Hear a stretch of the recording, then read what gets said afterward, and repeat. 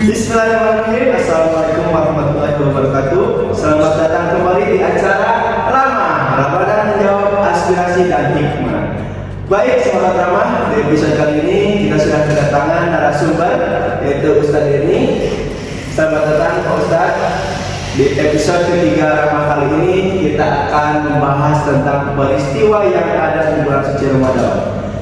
Mungkin sahabat Rama sudah tahu peristiwa apa saja sih yang ada di bulan suci Ramadan, yaitu salah satunya Nuzulul Quran. Nah, untuk tentang Nuzulul Quran, maka kita bertanya kepada Ustadz Denny, apa sih Nuzulul Quran itu dan kapan Nuzulul Quran itu terjadi? Seperti itu Pak Ustadz Denny, pertanyaan. Jadi saya sudah merangkum beberapa pertanyaan yang akan dijawab oleh Pak Ustadz Denny Sofyan. Silakan Pak Ustadz Denny. Bismillahirrahmanirrahim. Assalamualaikum warahmatullahi wabarakatuh. Waalaikumsalam warahmatullahi wabarakatuh.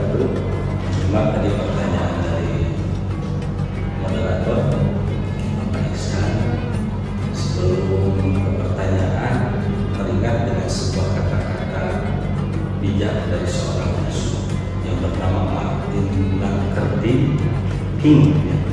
Luther King, beliau pernah berkata, kita bukanlah membuat sejarah, tapi kita dibuat oleh sejarah. Diperkuat lagi dengan perkataan dari David McCullough. Beliau berkata, sejarah adalah kita siapa dan mengapa kita ada di sini.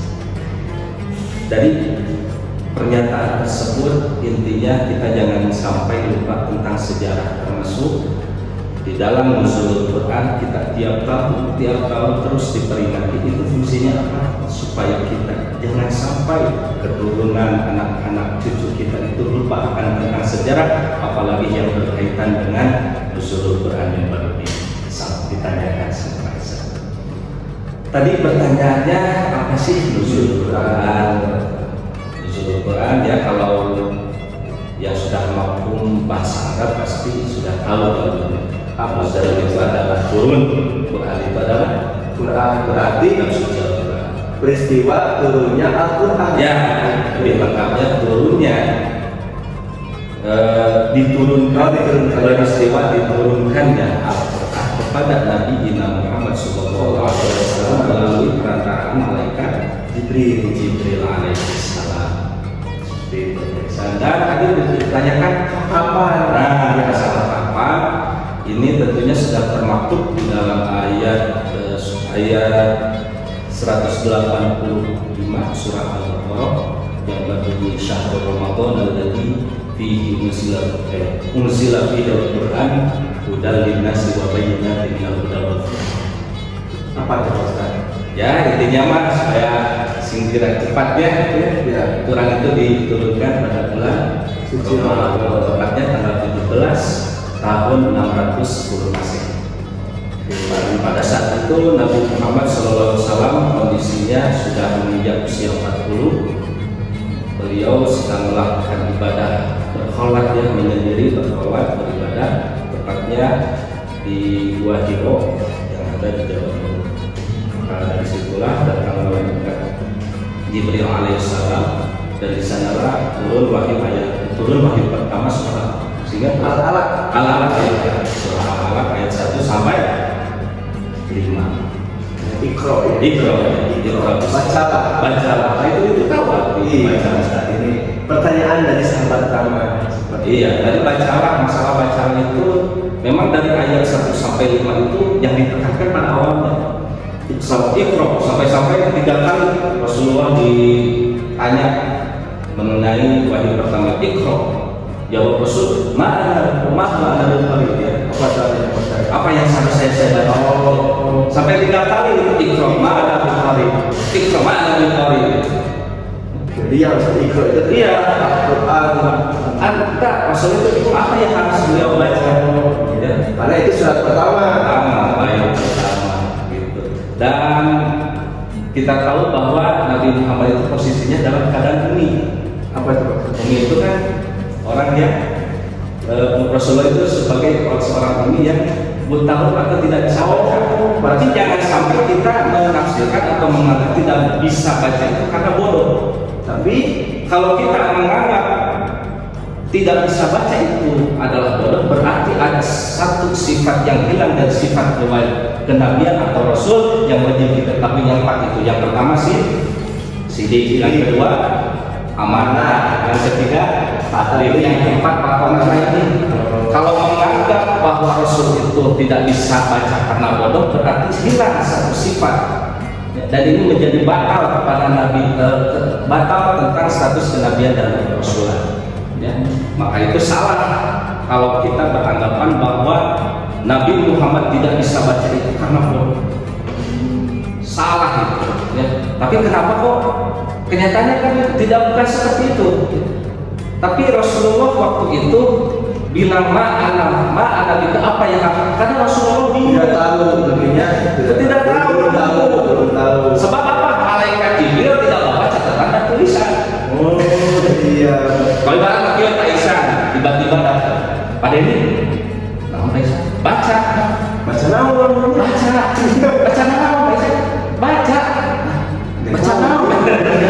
nah gitu kan.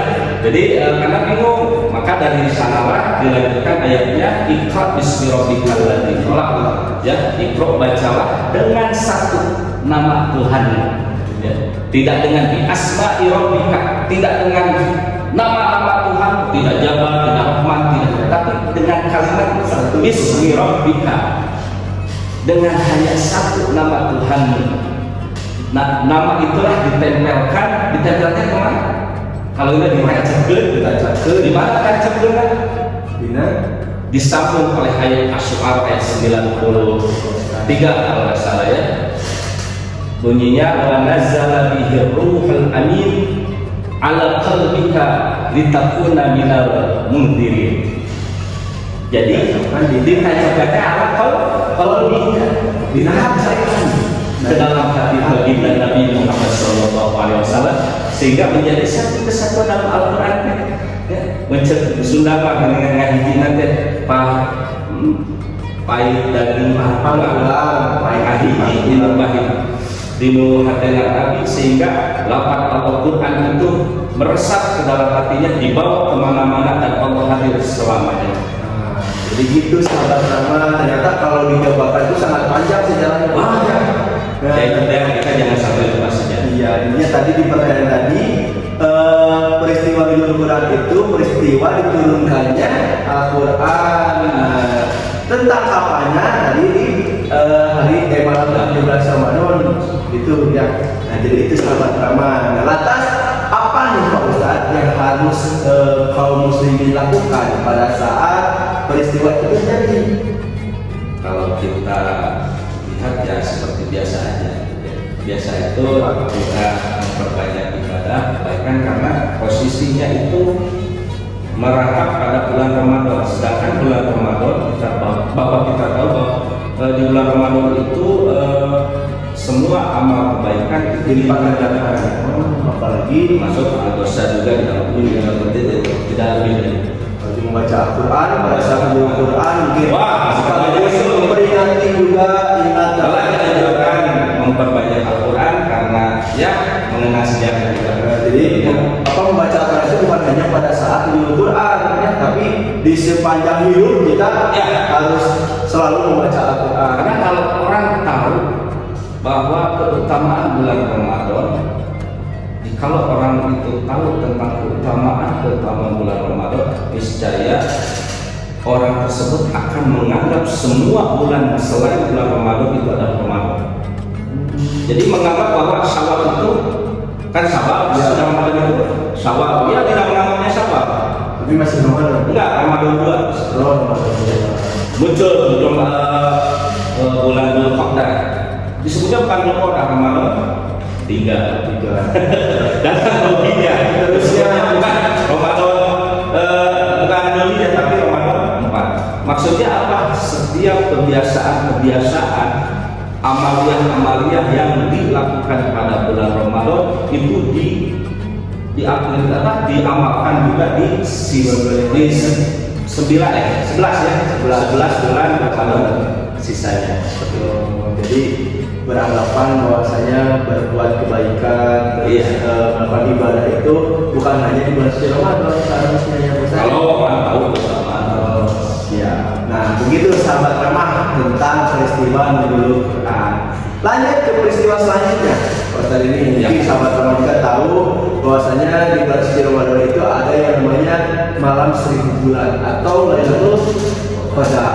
Nah, yang jadi pertanyaan, apa sih keutamaan malam Lailatul Qadar itu Ustaz? Keutamanya itu apa? Terus kapan kita seharusnya biasanya ada berapa berburu malam Lailatul Qadar. Nah, itu kapan dan ciri-cirinya itu apa sih malam? Apakah itu lebih beda dari malam-malam yang lainnya? Seperti itu apa Ustaz? Gimana tanggapannya Ustaz?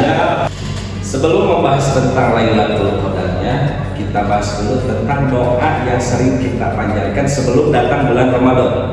Apa tuh Ustaz? Kita sering berdoa, Allahumma barik lana fi rajaba wasya'bana wa balina ramadana. 3 bulan ini masing-masing memiliki malam yang istimewa. Malam apa aja tuh Ustaz? Seperti kita tahu bahwa di Rajab itu ada malam Lailatul Isra. Malam di Isra dan dimi'rajakannya Nabi Muhammad Sallallahu Alaihi Wasallam. Yang kedua, tertuang dalam ayatnya Subhanalladzi asra bi 'abdihi lailan. Tidak nahar. kenapa tuh Ustaz? Iya, karena malam. Iya, malam lahirnya. Yang kedua apa? Yang kedua itu bulan Sya'ban. Kita kenal di Sya'ban ini ada yang namanya Lailatul Nisfi Sya'ban. Malam setengah Sya'ban.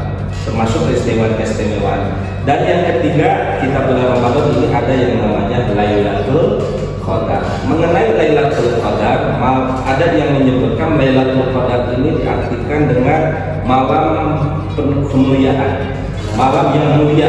Ya. Kenapa malam yang mulia? Karena sesuai dengan dalilnya surah Al-Qadar khairun min alfi syahri. Pahalanya itu lebih baik dari 1000 bulan. 1000 bulan itu dipakai ibadah, bukan pakai main-main. Bayangkan 1000 bulan itu berapa tahun Ustaz? Kalau di kira-kira itu 83 tahun 4 bulan.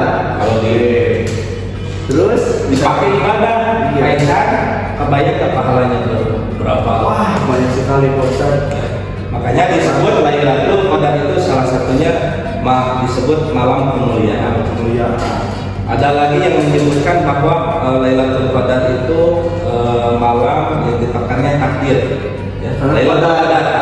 Dan yang ketiga itu ada yang menyebutkan Lailatul Qadar itu malam yang sempit. Nah, kenapa Ustaz bisa dibilang malam yang sempit? Karena dari dalil surat Al-Qadar itu malaikat semua turun.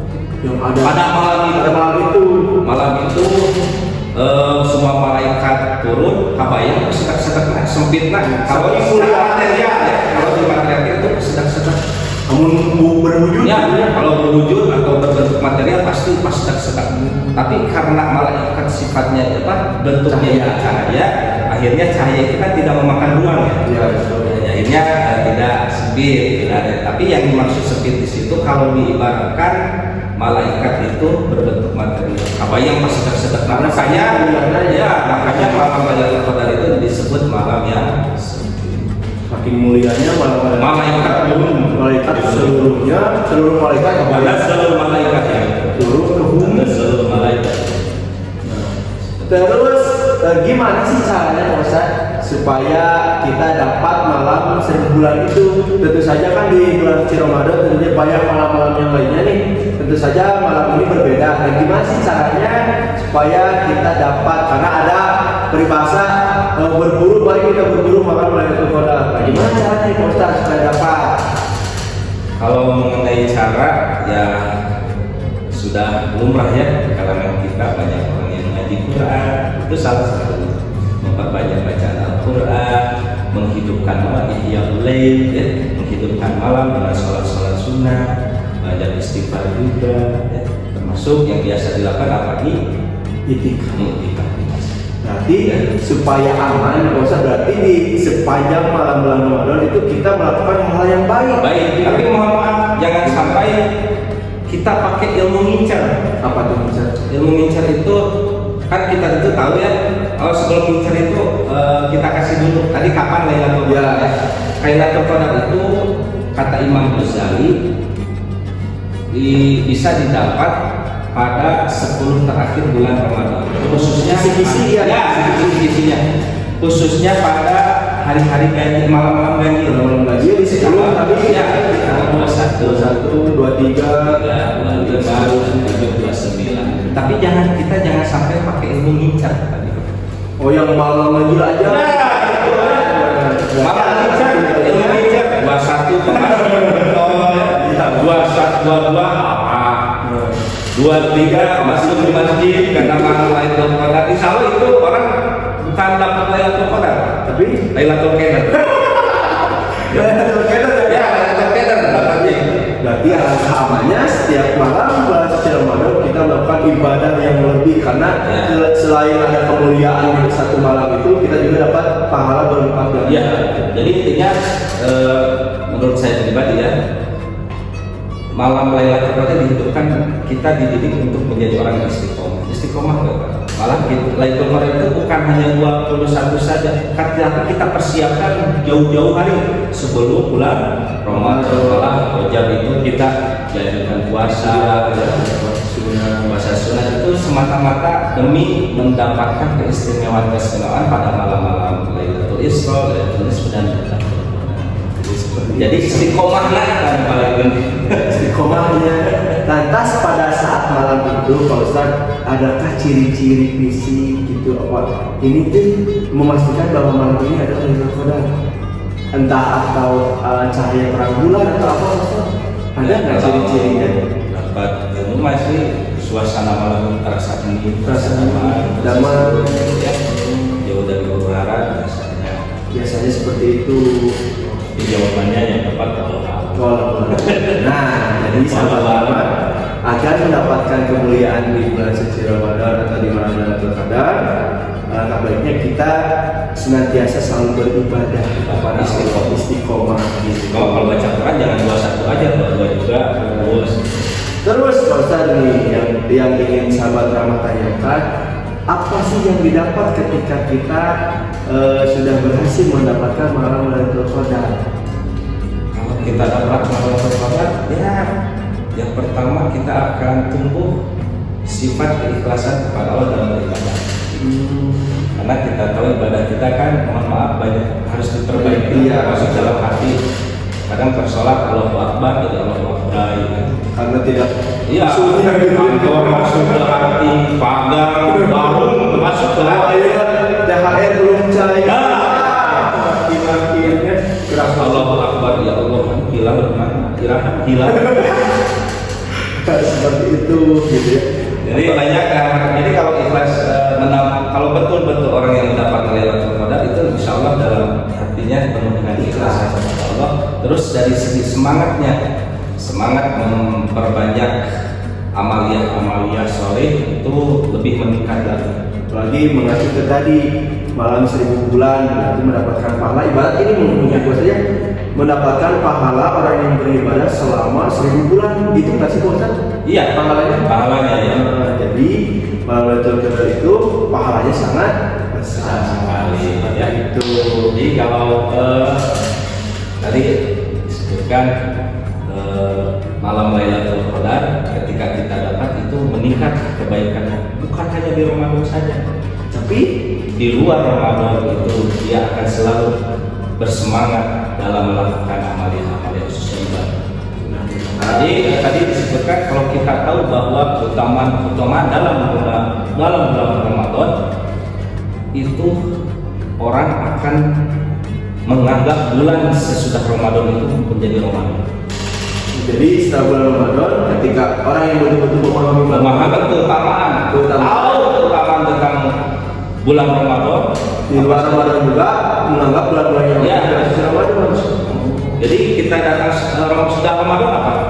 Sawal bukan disebut bersahabat bagi dia. Tapi Ramadan 2. Ramadan 2 Datang lagi rokok syawal itu apa? Dulqa'dah. Nah, Tidak disebut Dulqa'dah, Ramadan 3. Ramadan 3 Ada lagi Dzulhijjah ya. Ramadan 4 Ramadan 4. Ramadan 4. Jadi Dan saking apa orang itu saking apa paham terhadap keutamaan bulan Ramadan gitu Pak. jadi pengen bulan selain Ramadan itu menjadi Ramadan. Cukup sekian di episode drama kali ini. Terima kasih kepada Pak Ustadz ini. Mudah-mudahan ilmunya bermanfaat. Barangkali ada yang mau disampaikan Pak Ustadz. Paling saya pribadi mohon maaf kalau ada jawaban-jawaban yang berbeda ataupun yang salah, dan itu salah itu murni datang dari diri pribadi dan yang benarnya itu hak dari Allah Subhanahu wa taala. Khud masofa pada kadar, ambil yang baiknya dan buat yang Baik, sekali lagi saya ucapkan terima kasih atas waktunya Pak Ustadz Denny. Sampai jumpa di episode drama berikutnya. Assalamualaikum warahmatullahi wabarakatuh.